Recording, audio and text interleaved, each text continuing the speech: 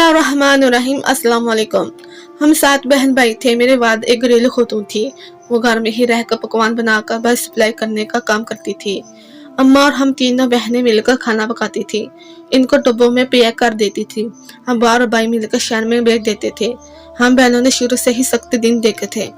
अब्बा ज्यादा बोझ वाला काम ना कर सकते थे। भाई भी छोटे थे, काम किया करते थे। सबसे बड़ा भाई 10 साल का था। एक वही अब्बा का हाथ बताता था, बाकी तो अभी छोटे थे। बहनों में इससे सबसे बड़ी थी, इसलिए ज्यादा जिम्मेदारियां भी मुझ पर थी। मैं अम्मा के साथ मिलकर बच्ची खाने का सारा काम करवाती, फिर छोटी बहनों को उठाकर लाती तो तीनों मिलकर अम्मा का हाथ बता देती। हमारे घर के हालात जिस तरह के थे, ऐसे हालात में किसी अच्छे घर का रिश्ता कम ही आता था। अगर आ भी जाता तो लड़के वाले सोने चीजों की फरमाइश कर देते। अब्बा के पास तो सवाए प्यार देने के और कुछ भी नहीं था। इसलिए मैं खुद ही अब्बा को कह दिया था कि मुझे भी शादी नहीं करनी। मेरे बारे में इनकार करने पर अब्बा खुद ही खामोश हो गए थे। लेकिन इस रोज अब्बा फिर जिद पर आ गए थे। मुझे मना कर ही दम ले गए। अब्बा मुझे अभी शादी नहीं करनी। आप क्यों परेशान हो रहे हैं? मेरे लिए कैसे बेवकूफ वाली बातें कर रही हो? कल ही हमारे घर रिश्ते करवाने वाली एक अच्छे पढ़े लिखे लड़के का रिश्ता लेकर आई थी। रिश्ता अच्छा था, इसीलिए अब्बा मुझे मनाने की हर मुमकिन खुशी कर रहे थे। मगर मेरे अनकार पर खामोश रफ्तार कर अब्बा आप जिन अच्छा बोल रहे हैं, मैं अगर कल को इन्हें भी बड़ी बुरी फरमाइशें कर दे तो फिर क्या करेंगे? ऐसा तो एक पर्दा है ना, हमें लड़कों का पसंद नहीं आया। मैं अब्बा के सामने हल्की सी बात में बोली कि इसके बाद अब्बा अपनी गरीबी पर रो रहे थे, जिसकी वजह से ना चाहते हुए भी इनकी परेशानी देखकर मैंने इनके सामने पर सर झुका लिया। मेरी रजामंदी होने की देर पर अब्बा ने फौरन इन लोगों को हाँ कर दी थी और कुछ ही दिनों में मेरे शादी के साथ निकाह कर मुझे रुखसत कर दिया गया था। मेरा घर तो रोगों से भरा रहता था, जबकि यहाँ पर तो मैं बस अकेली ही थी। मेरे ससुर अंधे थे, वो देख ना सकते थे। मुझे इनकी तरफ से कोई परेशानी का सामना नहीं करना पड़ा था, मगर हाँ, इनको देखकर मुझे अजीब सा डर लगा रहता था। कहने को तो वो अंधे थे, मगर मेरी तरफ यूं देखते जैसे कोई आंखों वाला देखता हो। इनके देखने पर मेरे पूरे वजूद में खौफ की एक लहर फैल जाती थी, मगर मैं कुछ बोल नहीं सकती थी। ससुर के अलावा मेरी एक नंदन थी, जो कि गैर शादीशुदा थी और अभी पढ़ रही थी। वो सुबह कॉलेज जाती और शाम को अकेडमी में। नंद की वजह से बड़ी सुकून थी। वो कभी मेरा काम में दखल अंदाजी ना करती थी, बल्कि जब भी मेरी शोहर लड़ता झगड़ता हमेशा मुझे समझाती थी। पिछले रोज मेरी शोहर के साथ लड़ाई हुई थी। उन्होंने मुझे कपड़े इस्त्री करने के लिए दिए थे। इसकी कमीज गलती से जल गई थी, जिसकी वजह से उन्होंने मुझे गुस्से में मुझे और हाथ भी उठा दिया था। मैं बैठी रो रही थी। जब मेरी नंद भागती हुई कमरे में आई तो शायद उसने शोर की आवाज सुन ली थी। आते ही उसने मुझे पानी पिलाया था। मैंने इसकी किसी बात का जवाब नहीं दिया था, खामोशी से सब सुनती रही। ये सुख मुझे मेरी माँ ने दिए थे। शोहर के सामने किसी फजूल किस्म का कोई जवाब नहीं देना और ना ही जुबान दराजी करना। अम्मा की बात मैंने पल्ले बांध लिया था। नंद का नरम रवैया देखकर मैं थोड़ा मुतमिन हो गई। चलो, कोई तो है जिसमें अभी इंसानियत बाकी है। लेकिन मैं नहीं जानती थी कि इस घर के लोगों को कौन से भयानक चेहरे मेरे सामने आने वाले थे। मैं इन सब से अनजान हर किसी की जहर अच्छाई को ही देखती, इनसे गुल मिल रही थी। नन कॉलेज जाने से पहले मेरे साथ बच्ची खाने का सारा काम करवा कर जाती थी। मैं नाश्ता बनाती तो वो बर्तन धो देती थी। इस तरह मैं भी जल्द काम से फारिग हो जाती थी। मेरा शोहर दूसरे शहर काम करता था, इसलिए हफ्ते बाद ही घर आता था। इसी दौरान मेरे नंद और ससुर घर पर रहते थे। नंद के बाद ससुर थे, जो कि सारा दिन या तो कमरे में पड़े टीवी लगाकर बैठे रहते या फिर बाहर बैठ जाते थे। मैं बच्ची खाने से बाहर आई तो मेरे ससुर ने मुझे आवाज दी कर चाय की फरमाइश करते हुए यूं ही वजाहत दी जैसे मैंने तो कभी उनको चाय बनाकर ही ना दी हो। इनकी बात पर मुझे गुस्सा तो आया, मगर चुप रही और चाय बनाने चली गई। कुछ देर बाद वापस आई तो मेरे ससुर के हाथ में कॉपी और पेंसिल थी। मैं हैरान रह गई, वो तो अंधे थे, फिर कॉपी पेंसिल क्या काम? बच्ची खाने से बाहर निकलते हुए मेरी नजर सीधी अपने ससुर पर पड़ी। जैसे ही उन्होंने मेरे कदमों की आड़ सुनी, कॉपी पेंसिल वापस मेज पर रख दी। मैं किस कदर हैरानगी से खड़ी सोच रही थी कि ये क्या मामला था। वो अंधे तो नहीं थे, लेकिन ऐसा भी नामुमकिन था, तो फिर वो ऐसे हरकत क्यों कर रहे थे? मैंने चाय इनके पास रखी और अपने कमरे में आ गई। गर्मी शदीद थी तो सोचा काम से फारिग होकर नहाकर थोड़ी देर सो जाऊं। اس کے بعد دوپہر کو نند آ جاتی تھی، اسی لیے سوچا کہ کچھ دیر آرام کر لیا جائے۔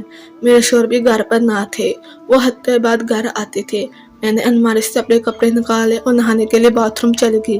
سسرال میں کمروں میں باتھ روم نہیں تھا، گھر کے باہر ہال میں ہی ایک باتھ روم تھا جسے سب استعمال کرتے تھے۔ میں جب نہا کر باہر نکلی تو شرم سے پانی پانی ہو گئی، کیونکہ میرا سسر باتھ روم کی دیوار کے ساتھ لگے بورڈ کو جلدی سے بند کر رہا تھا۔ میرے پوچھنے پر کہنے لگا، میں تو یہ سوچ بورڈ ٹھیک کرنے آیا تھا۔ اب تو مجھے اپنے سسر پر شک ہونے لگا تھا۔ وہ ضرور وہ جھوٹ بول رہے ہیں، ان کو دکھائی نہیں دیتا، بلکہ وہ تو دیکھ سکتے ہیں اور اندھے ہونے کا ناٹک کر رہے ہیں، لیکن وہ ایسا کیوں سکتے ہیں؟ ان کو یہ سب کر کے کیا حاصل ہونے والا تھا؟ میری نان جو اتنی ہمدرد بنی رہتی ہے، اس نے بھی مجھے یہ باتیں چھپائے۔ آخر اس گھر میں کیا چل رہا تھا؟ میں دل میں سوچتی کمرے میں آ گئی تھی۔ اب تو آتے جاتے میں نے اپنے سسر پر کڑی نظر رکھنی شروع کر دی تھی۔ ضرور وہ کچھ غلط کرنے والے تھے۔ یہی سوچتے میں جلدی سے اپنے بال سوکھ کر باہر نکلی تو سسر میرے کمرے کے باہر کھڑے اندر دیکھنے کی کوشش کر رہے تھے۔ مجھے یہ سب عجیب سا لگ رہا تھا۔ میرے اچانک سے دروازہ کھولنے پر انہیں گھبرا کر پھر سے چائے کا بول دیا تھا۔ مجھے یوں لگا تھا جیسے ان کو کوئی اور بہانہ بنانا آیا ہو، تبھی ایسا بول گئے تھے۔ میں نے ہاں میں سسر ہلا دیا اور بچی کھانے میں آ گئی۔ ماں خری اپنے سسر کی پرسرار حرکتوں کے بارے میں سوچنے لگی تھی۔ میں یہ بات گھر میں کسی کو بتا بھی نہیں سکتی تھی۔ اگر شوہر کو بتاتی تو پھر سے لڑائی جھگڑا شروع کر دیتے، اور ویسے بھی جب وہ میرے غصے میں ہو تو زبان سے کم اور ہاتھ سے زیادہ کام لیتے ہیں۔ ان کے مارنے پیٹنے کے ڈر سے ان کو بتانا تو ناممکن تھا، اور نند کے سامنے بھی یہ نہیں کہہ سکتی تھی کہ اس کا باپ عجیب حرکتیں کرتا پھر رہا ہے۔ کون سی اولاد اپنے باپ کے بارے میں ایسی بات سن کر برداشت کر سکتی ہے؟ اگر میں ان میں سے کسی ایک سے یہ بات کر بھی دیتی تو کسی نے بھی میری بات کا یقین نہیں کرنا تھا، اس لیے میں خاموشی اختیار کر گئی۔ مجھے اب اپنے سسر سے ڈر لگنے لگا تھا۔ جب وہ اکیلے ہوتے تو میں کبھی ان کے پاس بھی نہ جاتی، اپنے کاموں میں لگی رہتی۔ کچھ دنوں سے میں نوٹ کر رہی تھی کہ جب بھی اس میں باتھ روم نہانے کے لیے جاتی تو سسر روز ہی باتھ روم کی دیوار کے ساتھ چپک کر کھڑا ہوتا تھا، کبھی دروازے میں اور کبھی دیوار کے پاس لگے سوئچ بورڈ کے پاس۔ میرے پوچھنے پر سسر کے پاس ایک ہی جواب تھا، بیٹا میں یہ سوئچ ٹھیک کرنے آیا ہوں۔ اب بندہ ان سے پوچھے کہ روز سوئچ خود کیسے خراب ہو سکتا ہے، اور آپ کوئی میکینک بھی جو اسے صحیح کریں گے؟ ان کی باتوں پر میرا منہ حیرت سے کھل جاتا تھا۔ وہ اندھے ہو کر بورڈ کیسے ٹھیک کر سکتے؟ کہیں سسر یہ جان بوجھ کر نہیں کر رہے، کسی مقصد کے تحت تو نہیں کر رہے تھے؟ کہیں ان کی بری تو نہیں ہے مجھے پر میں سسر کے خلاف اپنے دل میں عجیب و عجیب فہم پالتے جا رہی تھی۔ ان کے کام ہی ایسے تھے کہ مجھے ان پر شک کرنا پڑ رہا تھا۔ جب تک میں نے چائے بنائی تو تب تک میری نند کالج سے لوٹ آئی تھی۔ کیا ہوا بھابی، آپ ابھی تک باورچی خانے میں ہی ہیں؟ میں خیر تو ہے نا، کیا پکا رہی ہیں؟ میں باورچی خانے میں ہی کھڑی اب سسر کے متعلق سوچ رہی تھی، جب اپنی نند کی آواز پر میں نے چونک کر اس کی طرف دیکھا تھا۔ ہاں کچھ نہیں، ابا کے لیے چائے بنانے آئی تھی، میں نے مسکرا کر جواب دیا اور چائے کے لیے پانی رکھنے لگی۔ اچھا ایک بات تو پوچھوں، تمہیں برا تو نہیں لگے نا؟ میں نے پانی میں چائے کی پتی ڈالتے ہوئے سسرالی لہجے میں اپنی نند کے مخاطب کیا۔ ہاں بالکل بھابی، پوچھے کیا بات ہے؟ میں کیوں برا مناؤں گی؟ اس نے غور سے پانی گلاس میں ڈالا اور وہی بیٹھ کر پینے لگی۔ میں بھی خود کو مصروف ظاہر کرنے لگی تھی، ورنہ اندر سے میرا دل کانپ رہا تھا، یہ سوچ کر ہی کہ اگر میری بات میری نند کو بری لگی تو میرے شوہر مجھے چھوڑ گئے نہیں، ابا کب سے نہیں دیکھ سکتے ہیں۔ میں ڈرتے ڈرتے ہوئے بالآخر وہ سوال پوچھ ہی لیا تھا۔ میری بات پر اس نے خالی گلاس نیچے رکھتے ہوئے کہا تھا، ان کے ساتھ کوئی حادثہ پیش آیا تھا جس کے نتیجے میں انہیں اپنی آنکھوں کھو دی تھی۔